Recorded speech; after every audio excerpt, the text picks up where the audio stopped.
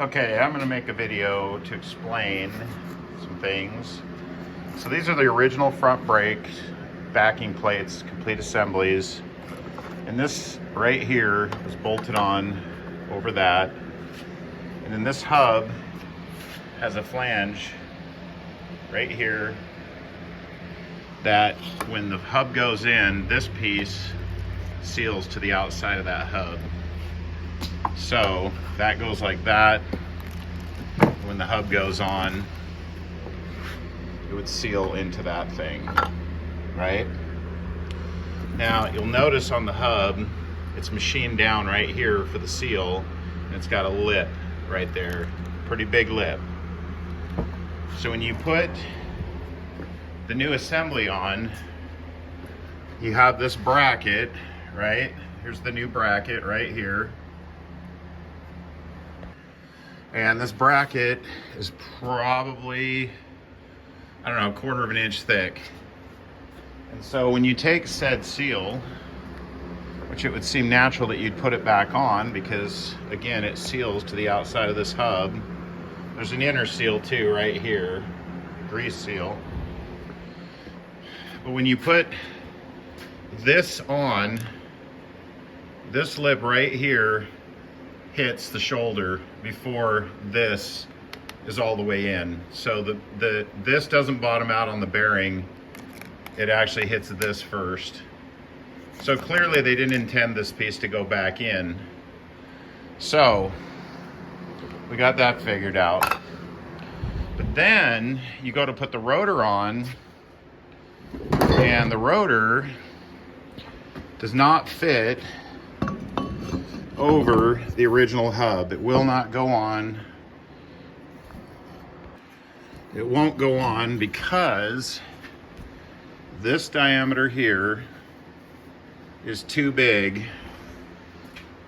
to fit into this machine surface here. And I thought maybe they had the front rotors and the rear rotors mixed up, but the rear rotors are identical, so they're interchangeable. So then I ground this down a little bit. Didn't really grind it, just took a sanding disc and cleaned this edge up. You can see where it's shiny. This is a big bevel back here, right? So that's why it looks dirty in the back. Clean this up thinking, okay, maybe it's just, you know, been hit with a hammer in the past. It's old, whatever. It's got crap built up on it, rust. No, still doesn't fit. So my next option is to put this on the drum brake lathe and machine this out big enough to clear the hub. Okay, so it's hard for me to video and measure. I got to hold the camera with one hand, but I took this caliper. I have these giant calipers, right? And I pre-measured this, and then I locked the caliper. So they're locked at the size. And then I walked over to here to see how much I'm gonna have to cut out of this. And I can't get it quite all the way down in there, but you can see I'm gonna have to cut a good amount out of this thing to get this thing to fit. Probably, I don't know, 100 thousandths. Anyway, or the other option would be to just keep grinding this down until the rotor slips over it, which if they had sent an instruction sheet, maybe that would have been in there and said, hey, you've got to grind the hub down a little bit on the outside diameter so that this part of the rotor right here will slip over the hub, because right now it's not even close. All right, so I just came up with an idea to solve this issue. So I got the hub, here's the rotor, back up a little. And I set the hub in the rotor and it doesn't, again, the issue is this diameter is too big to fit in that hole.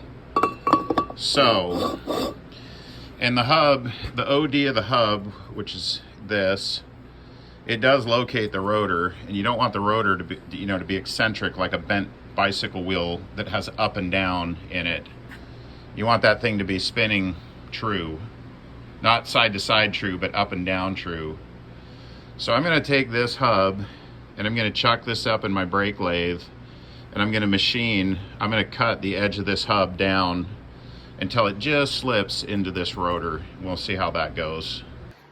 All right, so coming over to the brake lathes, here's our rotor or disc lathe, and trying to cut the hub down. Here's the hub. We could chuck it up on this real nice.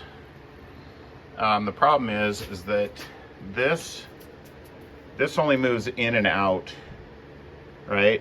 It surfaces the sides of a rotor, and I need to move it this way. So over here to the trusty drum brake lathe. Now this cutter is turned because you'd have a drum out here, right? And the cutter's gonna cut the inside of the drum. Well, I need to cut the outside. I need to cut this outside of the hub. So I'm gonna flip the bar, I'm gonna flip this over so the cutter's facing in, and see if I can kind of do an ad lib. I'll do a video once I have that chucked up on here. If I had the means to own every tool, I could make just about anything. And the only reason I even own these brake lathes, and they are old, probably the early 70s, is because somebody was moving out of state and retiring, and just the tooling alone, this is just a fraction of the tooling, was worth 4 times what he was asking for the lathes. But anyway, this is ingenious if I do say so myself. So I flipped the cutter bar over, then I had to flip the bit over so the cutter's on the top, because when I flipped the bar over, the cutter was on the bottom and it was faced at the wrong angle. And let's turn it on and make a video. Okay, so if anybody's wondering why this hub would not fit in that rotor, look at that thing. That is crazy how out of round that is. But by turning this dial here, oh, my fingers were in the way. We are going to move this in and out.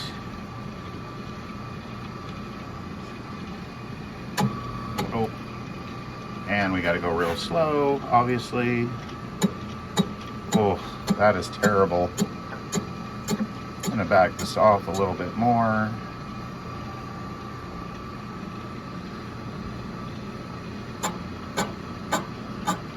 Wow, that thing is way out of round, and it's not chucked up crooked either. It is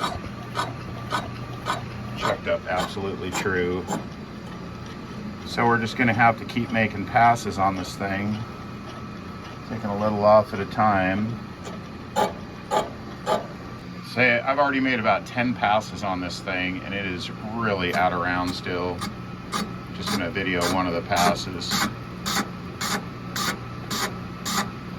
You can see that it just catches, even after several passes, it's still just catching one little edge of this hub. And then you go in a little more, take a little more off.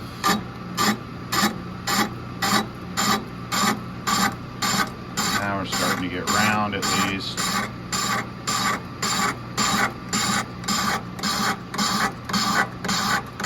I think a couple more passes will finally have contact all the way around at least.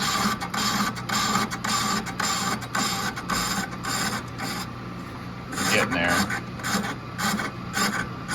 Okay, so if anybody wonders why on this custom stuff, this is a 71 Toyota Land Cruiser that's getting rotors put on for a disc brake conversion. And if anybody wonders why there's cost overruns, this is the kind of crap that you run into. But as it turns out, we can check this on the brake lathe, and there we go. It just slid on. So we have success. Okay, so we've machined down the hub, so the rotor's on. Now it's time to put the caliper on, and I already tried to put the caliper on. I got the top bolt top caliper bolt in, get this back a little, and I could not get the bottom of the caliper to swing in to get the bottom bolt in, and it's because the caliper was hitting this. This is the bump stop.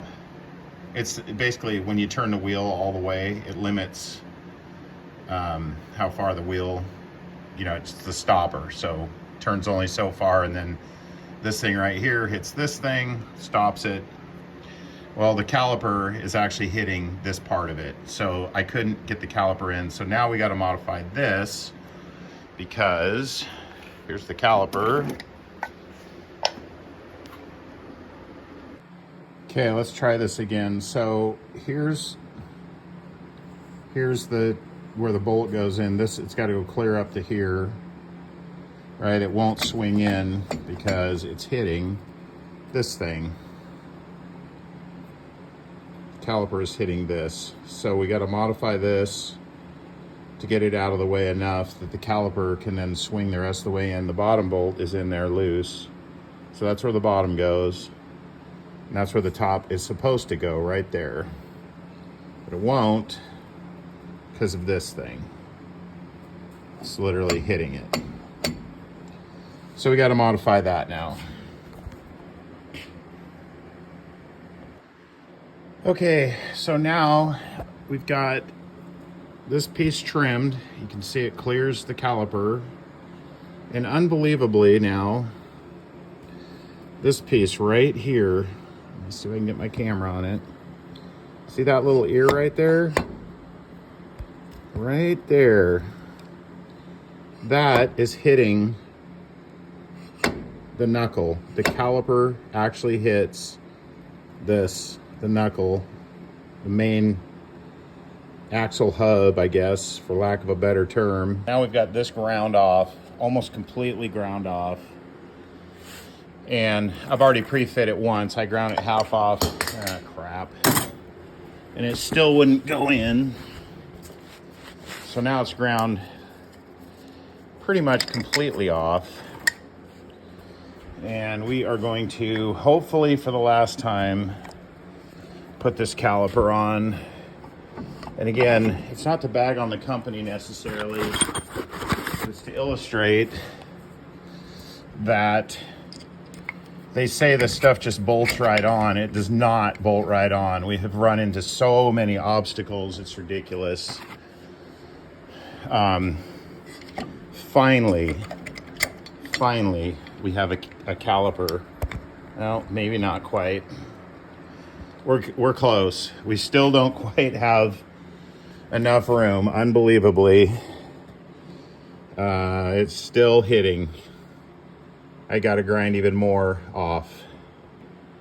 To summarize, because the last videos were kind of jumbled, trying to film and assemble.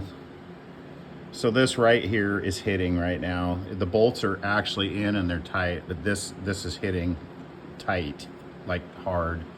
So that still needs to be clearanced. This had to be clearanced right here. Let me get that back far enough. Let me turn my headlight on and see.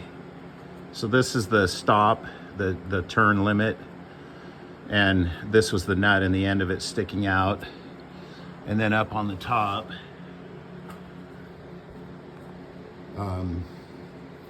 this piece, this nub on the caliper itself had to be, put my light on there, that had to be right here, had to be ground off. So 3 things had to be ground for this to fit. Okay, now we're putting the hose on. This is a minor thing, but the hose is too big to fit through the original bracket. No biggie, we'll just barely hog that out. And then the other thing is where the hose goes on here, it's supposed to, that's the exit for the metal line for this, right? So that's supposed to go straight forward, except for it can't because there's a knuckle here. So apparently, and because this is recessed deep, like 1/4 of an inch deep, and obviously there's a big gap now.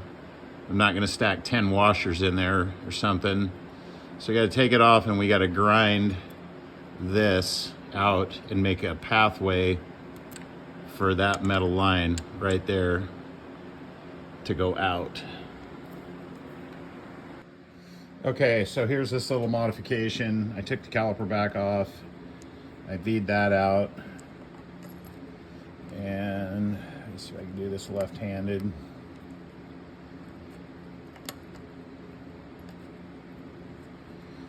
Now, well, that's, so if it was on like that, it would have been sticking straight forward into the knuckle. So we had to make this little modification off to the side and do it right-handed. Get it in there. Okay. So let's summarize this thing. So we had to grind right there. Right there. We had to remove the end of this bump stop bolt here. A little bit of grinding had to happen right here, right there, and then we had to V the exit, back up a little bit, for this hose right here. And then the other thing I wanted to point out is that when the hose comes up, you want to make sure I have this rotated, because it wanted to kind of naturally lay right here. Well, when the wheels turned all the way, if that hose is right there, it's actually possible for that to get right in the way and get pinched. So you want to have the hose. So now the bump stop, you can see right there, is against the stop, and the hose is way out of the way. So you definitely want to make sure your hose is clocked properly.